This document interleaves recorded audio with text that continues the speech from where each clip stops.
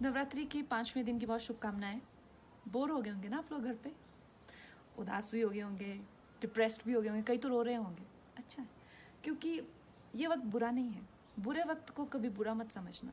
बुरा वक्त एक्चुअली में ओनली अच्छा वक्त होता है। अब आप बोलेंगे मैं तो फिलॉसफी चाह रही हूँ, ऐसा नहीं है।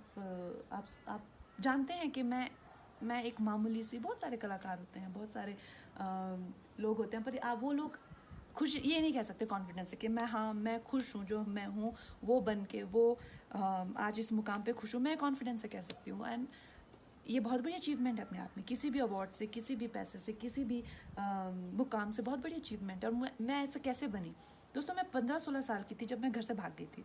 मुझे ऐसा लगता था कि जैसे मैं मतलब हाथ उठाऊंगी और तारे तोड़ ले आऊंगी। मेरी माँ कहती है कि एक बार मैंने बारिश में नाचते हुए तुम्हें देखा, आधा घंटा तुम ऐसा लगा था जैसे आसमान को से कुछ खींचने की कोशिश कर रही हो। ये सच है, मुझे ऐसा लगता था। और ऐसा ही हुआ। जैसे ही मैं घर से भागी, 1.5-2 साल में मैं एक फिल्म स्टार थी, एक ड्रग एडिक्ट थी।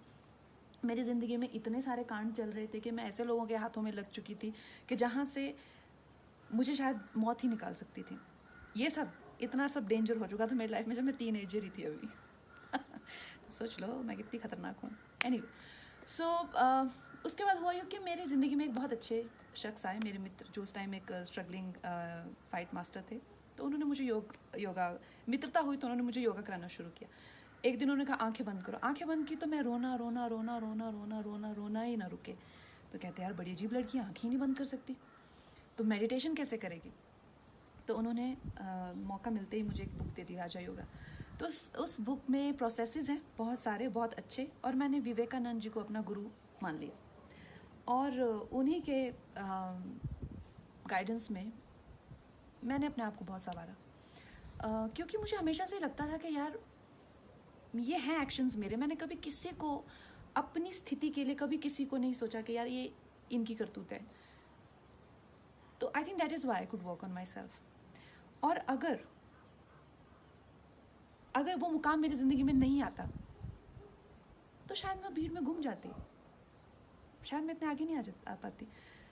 जो मैंने अपनी विल पावर को डेवलप किया है, अपनी इंटेलेक्ट को शार्प किया है, जो मैंने अपने टैलेंट को संवारा है, जिस तरह से मैंने अपनी ज़िंदगी को संवारा, अपनी इमोशनल हेल्थ को रखा हुआ है, जिस तरह से मैंने अपनी फैमिली हेल्थ को रखा हुआ, अपने इन्वायरमेंट को रखा हुआ, ये तो मैं कर ही नहीं पाती। तो ना मुमकिन ही नहीं था मेरे लिए अगर मुझे स्पिरिचुअल गाइडेंस नहीं मिली होती, गुरुओं का आशीर्वाद नहीं मिला होता।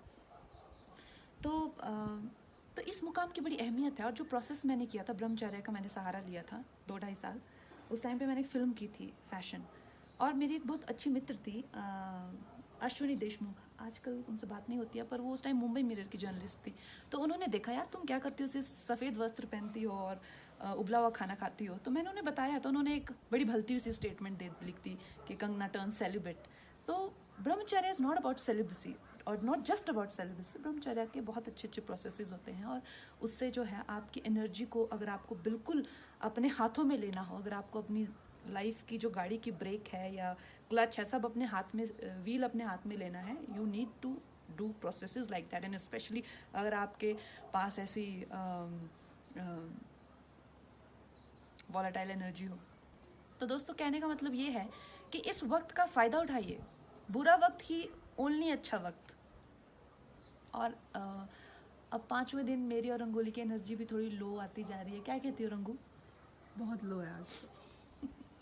तो हम इससे ज़्यादा ज्ञान नहीं बांट सकते। कट।